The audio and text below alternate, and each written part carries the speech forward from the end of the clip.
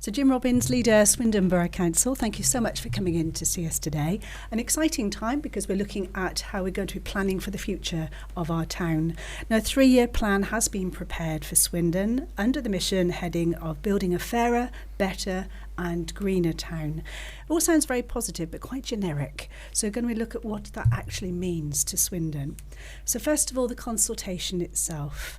You have said that the council needs to do a better job of listening and engaging residents and also the communities that we serve.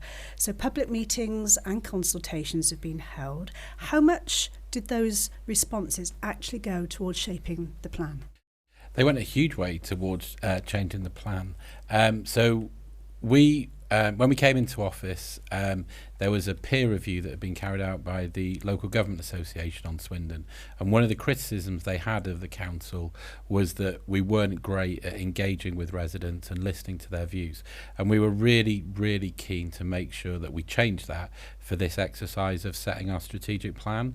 So we held one of the biggest listening exercises in the history of Swindon Borough Council, and we've massively changed the plan. So each of the wheels of the Swindon Plan has changed because of the consultation. And as you said, we're looking to be a fairer, greener, better Swindon, and all of those missions, apart from the Build a Better Swindon one, have had their names changed. So we are now building a fairer Swindon and building a greener Swindon, and that's entirely off the feedback that came from residents.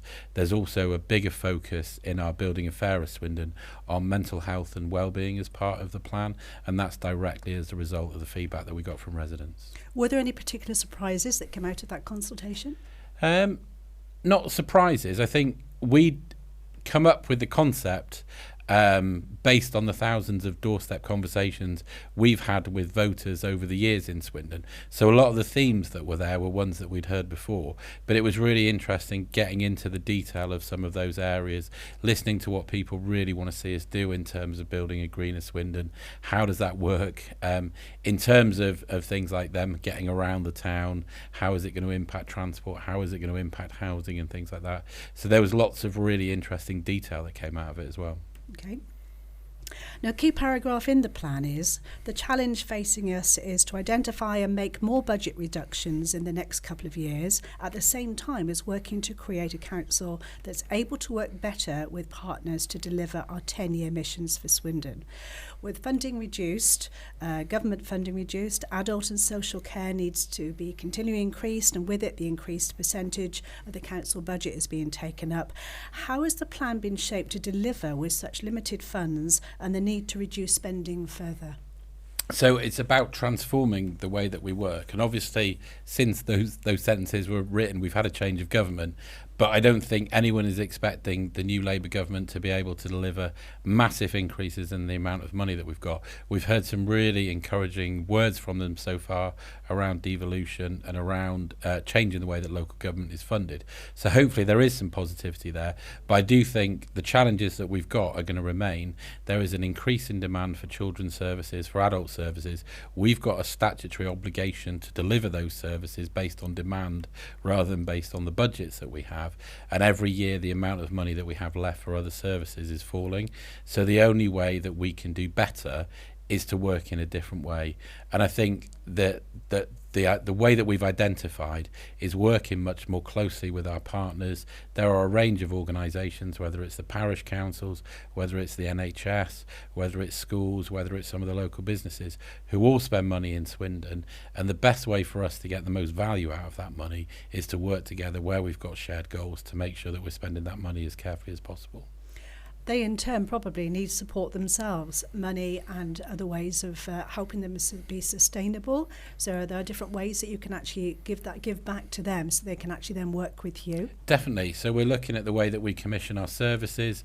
We're trying to build in the plans that we've got within the Swindon Plan. So those big 3 missions, we're trying to build those into some of the commissioning work that we do so that we've got our partnership organisations on the same page as us, trying to deliver the same outcomes as us. Okay. no one can fail to notice that we've got a new Labour government. Do you think it really will make a difference? It will make a huge difference. So I'm really excited. So I sent off our 2 new Labour MPs for the town on the train yesterday for their first day in Parliament, and I sent them off with a list of demands that we've got for an incoming Labour government. Started, you mean to go on? But also sent them off with our best wishes. We're really pleased for them. And we really believe that there are some great opportunities facing the town at the moment. We've already started having those conversations with the new Labour front bench. We were really lucky in Swindon that we were one of the target areas. We were a battleground seat for the election, which meant that we had Keir Starmer, Rachel Reeves, Angela Rayner, Jonathan Reynolds, all of these people coming down who are going to have key jobs in that new government. And we certainly didn't miss the opportunity to talk to them about some of the things that we'd like to do in Swindon and the support that we'd like them to give us.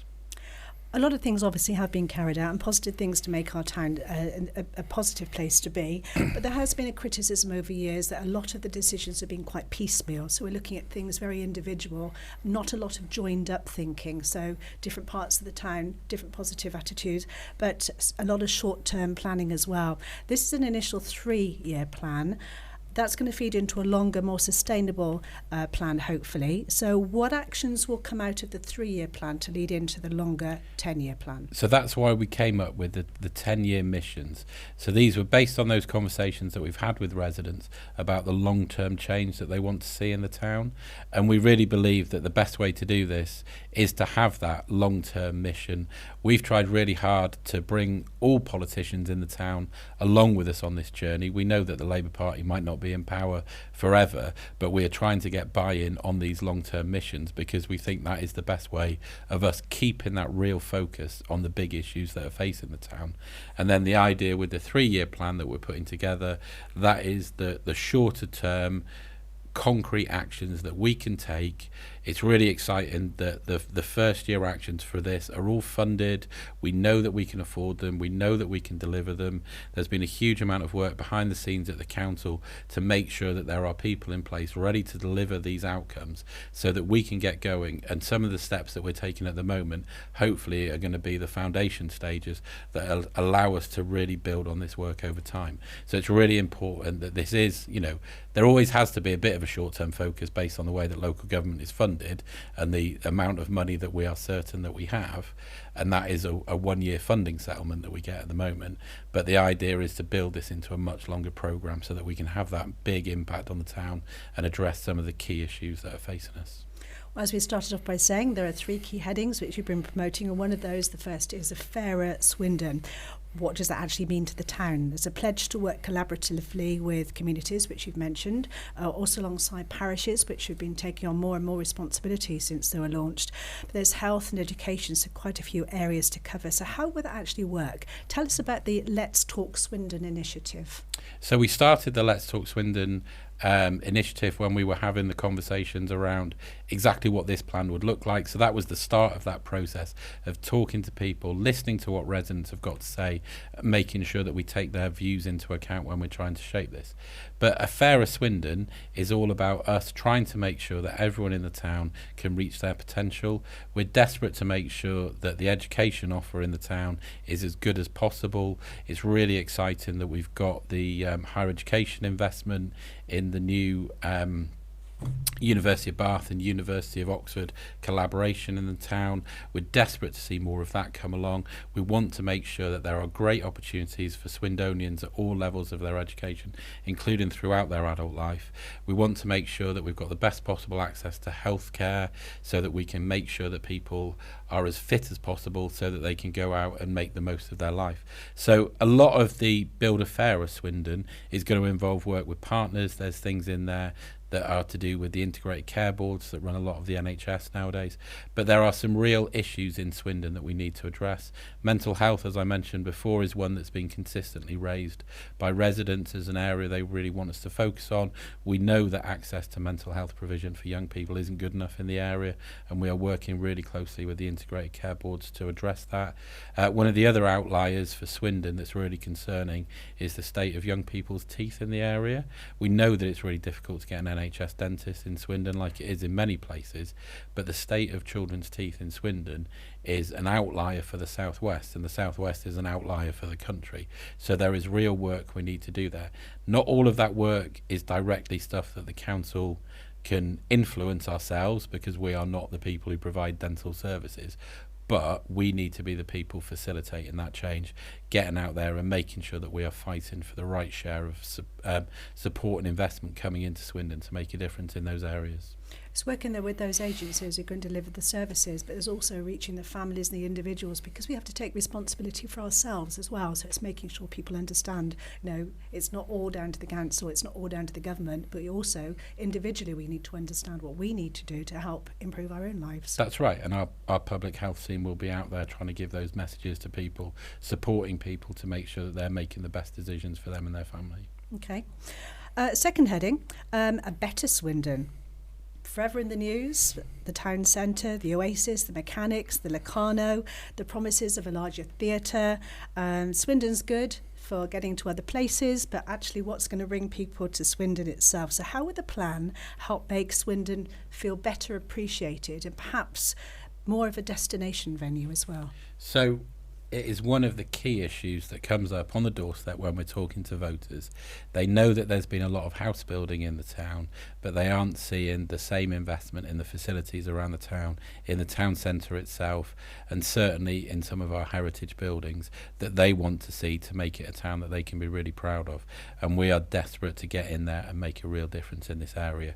Really pleased that we've already set the new timeline for the mechanics, and there's steps that we need to take to try and get the mechanics back into use. We've got progress on the Oasis, where hopefully a planning application will come forward from Severn Capital to refurb the Oasis, so new slides, new wave machine, a new dome. So that work is ongoing, and that application should come in imminently. And there is work going on the town centre where we are trying to refresh those town centre plans. So we're working with some of the town centre businesses at the moment to be able to get a steer from them about how they can work with us, and then we'll be looking to bring that out to the public as soon as we can. Town centre, I think, is a big one. It's been complained about locally, nationally, people moving into the town for the first time. And a big complaint is feeling unsafe. And of course, crime rates have increased. Quite a small amount percentage-wise for Swindon is a safe place to be. But there's a huge feeling of not feeling very comfortable in our town centre. Definitely. So it's one of the key things that comes from young people when we talk to them, that they're worried about their safety in the town. Really pleased that Heidi Alexander, as one of our new MPs, has just been given a role in the Ministry of Justice as a Minister of State, and we will be talking to her to make sure that we are working with the government to be involved in any initiatives we can be, to make sure that we are getting more people on the street who are there as wardens, as police, to be able to try and keep the peace in the town centre and make it a safe place that people can go and enjoy.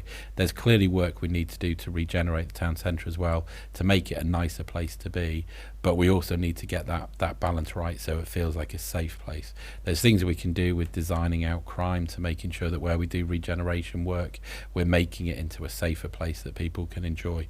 But we are desperate to get in there now. We've got some wardens that are being funded partly by the council and partly by the Police and Crime Commissioner, who hopefully will make a difference in the short term, and then we can get that big regeneration work, which is going to make the huge difference we all want to see. Another criticism from young people is the lack of leisure facilities as well. So places to go, places that would encourage them to come off those phones and get out. But some good news as we speak about the Morden area now. So that's got its new complex, its sporting complex has literally just opened. Yep, and we're also very excited that one of the other projects in the Swindon Plan is the new youth provision in Park South, where we're getting the I'm trying to think of the name of the building and I can't remember it for the life of me, but there is going to be a new youth hub in the parks where people can go, and the idea behind that is there's going to be real opportunities for them. So there will be a coffee shop where young people can get the skills in being a barista. There will be a workshop there where they can get skills in car maintenance and things like that. There will be a barber's there where they can learn some skills. There'll be a recording studio where they can start to make some music and get more skills. There should be a real change in youth provision. It's not going to replace all of the youth clubs and Sure Start centres that we've seen removed from the town over the years, but this is very much a step in the right direction and the start for us to be able to rebuild some of that youth provision at the Lyndhurst Centre. Thankfully, the name came back to me. That's the one. And again, that's applying successfully for grant money. There was some money that came in, from the government, but also there's been some really positive work by our youth offending team to make sure that they understand the needs of young people in the area and the sort of activities that are going to help to be able to change some of the direction of our young people, get them into much more fulfilling activities and start to really build those activities that are going to make a difference. Okay. Housing, that's highlighted in the plan as well.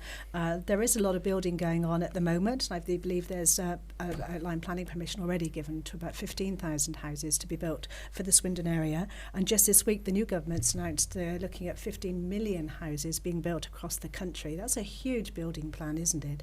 So one is how the proposed town plan will support the continual housing need for the area, at the same time balancing that with making sure that our environment is protected too. Definitely. So we're really interested to see the detail come out of the government, and we're clear that some of our plans for house building needs to be around that town centre regeneration. So getting people living in the town centre, making it a place where people are active and about after sort of 5 p.m, 6 p.m, when all the shops are shutting. If you go into the town centre at the moment, the only places open after that time are McDonald's and Taco Bell, and most of the people going into those are delivery or Uber drivers who are picking up food for other people and biking it off to their houses. So if we can get people living in the town centre, that really helps to regenerate that space. And certainly we are interested in playing our part in tackling the housing crisis. The government have rightly come in and identified that there is a real need for more housing in this country, and we need to make sure that Swindon is playing its part. But as you've said, it's important that we do our bit in fighting the housing crisis, but we also have to get the facilities right for people so that we're not losing those great reasons to live in Swindon, and we're adding to the facilities to keep making it a great place to be. And certainly if we're building more houses, that puts more emphasis on us protecting green open space around the town to make sure that people have got those jewels, the Lydiard Park, the Coat Waters, that people really enjoy visiting and making sure that they're being invested in. And we're really excited that we're going to be opening the splash park in Coat Waters soon and reopening the golf course. So that's going to be a real buzz for those green open spaces that make the town a great place to be. My granddaughter, for one, will be delighted with the splash park opening, and I think her grandmother might be there having a bit of a splash as well at that one. And you also say in the plan that you're going to ensure that people aren't homeless. How can you ensure that every single person won't be on the streets? How can you prevent that? Because prevention is one thing, and then curing the problem is another. Definitely. So part of it is around building houses. We're really excited to bring forward some plans for emergency housing. So we're looking at some modular build units that we can get in to make sure that those people who are at risk of homelessness have got somewhere to go. At the moment, some of those people are going into bed and breakfast accommodation, hotels. It's really expensive for us to do that as a local authority. So it's cheaper for us to build these modular units. We can make sure that they're much more flexible, so that there's some that are suitable for families, some suitable for single people, and that will be a lot cheaper for us. So we'll be saving money and providing a better service, and then with the money that we do save, we'll be able to put support into the housing department to make sure that there are more ways that we can support homeless people. It's clear that over the pandemic we managed to get homeless people off the streets, and we need to get back to doing that. It's not acceptable. We've shown that it can be done, and we need to put our money where our mouth is to make sure that the homelessness problem isn't growing after we put these new measures in place. Is there money for that, or is that going to come from a third party? So the money will come from the savings we can make on the emergency accommodation that we're funding at the moment. Okay, fair enough. The third aspect is green, and a greener Swindon. We're very lucky. We've got a lot of parks, a lot of very good green spaces, and they're being given more use as well, with community initiatives taking place in them as well. And the plan says it will protect our green spaces, working towards net zero by 2050. That's a big job, isn't it? So change can also be costly. How will you reach residents also to show that they need to play their part in helping the town become net zero But I would say at the moment, I think that there are residents that are ahead of the council. The council has not invested in this in recent years in the way that it should have done. We are not an exemplar in this area by any stretch of the imagination. So there's work for us to do internally in the council to make it a greener and more sustainable organisation. And when we go around speaking to local businesses, to other organisations in the town, some of them are a lot further than we are on this journey. So there's a role for us to catch up, and then there's a role for us to be the facilitator, sharing that best practice. There's really concrete things that we can do in there and encourage residents to do. So the food waste system that has been rolled out across the town, if we can encourage more people to use that to its full extent, it's already having an impact on our recycling rates and supporting the efforts to do. Bringing in some money as well. Yeah, it brings in a bit of money, which is brilliant for us. So if we can encourage more people to do that, there'll be more money available for us to do some of the other things. But there's some really practical things in there that we can do around greening our fleet next time we go out for a procurement for new council vehicles and things like that. And then there is work that we need to do around with house builders to look at what we can do. And certainly the new government seem to be really on top of greening new housing, but we need to see what we can do with retrofitting and getting out into our existing stock. And there's lots of good ideas in the plan about how we can start to do that. But as I say, we are not leading the way in this area. This is us playing catch up. Well, that's a very honest thing to say. I think unless we acknowledge that we do have a problem, we can't address it. Well, it's just an area where, due to local council funding, we haven't had people who are specifically looking at this area. It's only recently we've employed the first person at the council who's got a sustainability role in their job description. So this is an area where we need to get going as a council first. So that's a big part of the plan, is us getting up to speed with where we should be and then working with the rest of the town to make sure that we're driving forward together. So this first 3-year plan is a real way to get that on step. Hopefully, and also try and champion those good local organisations that are doing well and share some of their really good best practice. That's a really important part, isn't it? It's actually telling people what's happening and sharing that information, keeping people informed. And I think to date, I would say that the council hasn't been particularly proactive in doing that. And I'm sure sharing more information and taking people along with you is going to be much, much more of a positive way forward. So I think one of the things I'm really pleased that we've done is create policy groups for councillors to sit alongside all of the 3 areas of the missions. And what we are looking to do is encourage residents and local businesses to get involved with those. If people have got good ideas how we can drive forward, come along and get involved in those meetings. We want these to be a much more open part of the democratic structure than maybe some of our council meetings have been before. This is about people coming forward with good ideas and good policies that we can come up with and follow and try and share around the town. So I would encourage anyone who's interested in these areas to have a look at the council's new policy committees, see if you can play a part in them. Feel free to come along, sit in and hear some of those good discussions that are going on and play your part in supporting us as an organisation to make Swindon the place that we all want it to be. So if all the information is on the website, is telling people to look and where to look, because sometimes it'd be quite clunky trying to find where you want to go, and that can put people off a little bit. So it's making sure that is as effective as it is, and people know where to look and when to look. If they look for Swindon Council meetings, if you just Google Swindon Council meetings, that should come up with the full list of council meetings, and the policy committees are the ones that we're asking people to look at. Okay, to have your feelings and frustrations held, because I think the feelings and frustrations of local people have been expressed by the results that we've seen in the general election, and lack of trust perhaps in local and national politics and politicians in delivering on promises and pledges. I think it's an all-time low, isn't it? How would you reassure Swindon residents and businesses that your plan will be followed through, that their voices will be heard, and that Swindon Borough Council can be trusted to deliver? So we've got a really clear delivery plan that sits alongside this Swindon Plan. So there are concrete actions that will be taken for each of the areas within the plan. It says what we're going to do, and we are inviting people to hold us to account on it. So we will be publishing that delivery plan on a regular basis, and people can see which ones are green because they've been completed, which ones are amber because they're in play and which ones are red because they are behind schedule and we need to be looking at them. And we want this to be something that people hold us to account on. It's about trying to rebuild some of that trust in politics and democracy in the country that, as you say, it was really interesting going around before the general election. We've been on a bit of a high as the Labour Party because we've seen some good results locally where we've managed to increase the amount of seats in the council chamber and get those 2 MPs that we were fighting hard to get. But there is a groundswell of people that when you speak to them on the doorstep are saying that they don't believe politicians, they don't believe in politics, they think we're all the same, and this plan and the delivery that goes behind it is our attempt to try and show that we are trying to be different, we are trying to be as open and transparent as we can be. We do want to listen to residents and we really want to hear from them and get them involved in what we're trying to do. It's to keep that message going, isn't it? So proactive communication really is the key. So Definitely. People, when they're making comments, they're making informed comment.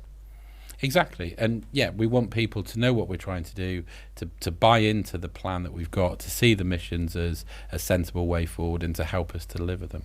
And that would be brilliant for us. I'm just thinking about libraries as a way of communication. In Scotland, they're used for so many more services. They're open generally 7 days a week, and there are information points for the local authorities as well, and they really are a place to go to. So you've got a public face for all the information going on, not just what's on in the town, but also what the council is doing as well. Could you see the way you'd like, if you want to support libraries? We have to reduce number of libraries now in Swindon. They've got even more of a role to play. Can you see that actually happening in Swindon? Yes. So it's as if you've been listening to some of the conversations that we've been having. So we're really aware that there are libraries in lots of the communities in Swindon. We were really excited that a new library opened up in Badbury Park last year. And it is really important to have these facilities close to where people are living. And as we get more people working from home, staying at home, during the day, we want to make sure that there are places for them to go to in their lunch breaks. And if we can start to get some of those council services operating out of libraries, it gives a reason for the libraries to be there and their long-term future a bit of support. And it also allows people to access council services closer to their homes. We know that some people can access things online, but we also want to have those places where people can go for those people who aren't as digitally confident as others, so that there is a place that they can access council services. And we are working on our libraries plan at the moment to try and find a way to make it as sustainable as possible. We know how important they are in terms of social mobility, in terms of running services close to where people live, and we want to give them as much support to keep them as sustainable as possible. Well, it's a 3-year plan. It's due to be presented to the Council on the 17th of July, and then if approved, 25th on the final vote as well. This interview is recorded before those 2 meetings are held. So will you come back and join us again and talk us through after that on what the first steps will be of this new plan? I'd be delighted to. We want to make this the start of a real conversation with the people of Swindon about how we take this forward, and hopefully, those missions are going to be there for a while. So there's going to be plenty of opportunity for people to feed into the process, to understand how we're doing and see the impact of the work that we're doing on helping us to achieve those missions. How excited are you as leader of the council about the near future of the town? I'm hugely excited. It's been a brilliant week for me so far. So I had a little bit of election success with the Labour Party last week, and then this week we've opened the new museum and art gallery yesterday at the council. The Modern Sports Hub is opening today. The papers go out for that cabinet meeting tomorrow, so people will get to see the Swindon Plan. There's some really exciting graphics and videos that are going to come out alongside it as well. We've had a positive letter from Ofsted about the work that we're doing in children's services. So it feels like there's lots of good news coming out of the council at the moment. And we're really clear. I just spent, alongside all of my Labour colleagues, 6 weeks going out speaking to residents during an election campaign, telling them that this was a change election and that they were voting for change. Things needed to be different. Things needed to be different in Swindon as well as in the country as a whole. And it's really clear that we need to deliver that now that people have voted overwhelmingly for it. So we're really happy that we've been able to deliver some of that change this week with the Sports Hub, with the library, and not the library, the museum and art gallery opening, with the Swindon Plan coming forward. But we know that there's a huge amount more to do. There's loads of really exciting conversations going on about things that we can offer in Swindon Swindon. There are bits of information that I would love to be able to talk to your listeners about at the moment, but they're not quite ready for us to be able to announce them.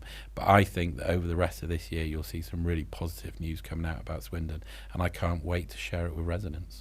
Plenty of reasons to come back and see us again at There Swindon certainly 105.5, indeed. And we've heard the word change is needed so often during the past 6 or so weeks, but it's not just change, it's what we're changing to. And what I'm hearing now is positive ideas for change with an actual plan of action. Jim, thank you so much for joining us today. We look forward to holding you to task and to seeing some of the fruits of those labours coming forward very shortly. Thank you very much. Thank you very much.